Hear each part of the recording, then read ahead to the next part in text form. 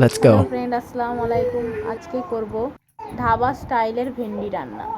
তো প্রথমে আমরা ভেন্ডিগুলোকে কেটে ফেলেছি, দিয়ে ওতে নুন হলুদ ভালো করে মাখিয়ে নেব।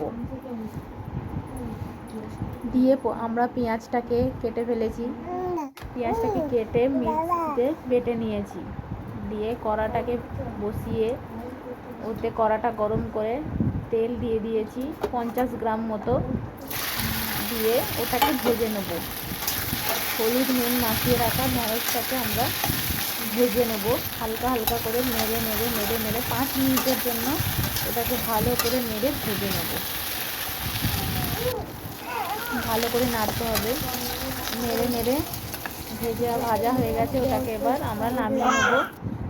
নামিয়ে নিয়ে ওই কড়াতেই আমরা 100 গ্রাম মতন তেল দেবো। তেলটা গরম হয়ে গেলেই ওতে জিরে ফেলে দেবো। জিরেটাকে নেড়েই বেটে রাখা পেঁয়াজটাকে অ্যাড করে দেবো, দিয়ে ওটাকে ভালো করে নাড়বো 1 মিনিট। দেখুন ওটা কিন্তু তেল ছেড়ে গেছে।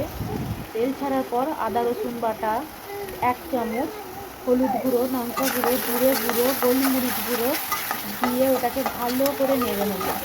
ভালো করে যতক্ষণ না আদা রসুন বাটার গন্ধটা যাচ্ছে ততক্ষণ ওটাকে নেড়ে নিয়ে একটু জল অ্যাড করে দেবো, যাতে না তলাটা ধরে যায়। দিয়ে ভালো করে নেড়ে নিয়ে তেল ছেড়ে যাচ্ছে কিন্তু, দিয়ে ওটাকে ভেজে রাখা ঢ্যাঁড়সটাকে অ্যাড করে দেবো। দিয়ে ওতে একটু স্বাদ অনুযায়ী নুন অ্যাড করে দেবো। দিয়ে নুন অ্যাড হয়ে গেলেই ভালো করে নেড়ে নিয়ে টমেটো কুচিয়ে রাখা টমেটো অ্যাড করে দেবো। দিয়ে ভালো করে নেড়ে নেবো 1 মিনিট। নিয়ে একটু জল অ্যাড করবো।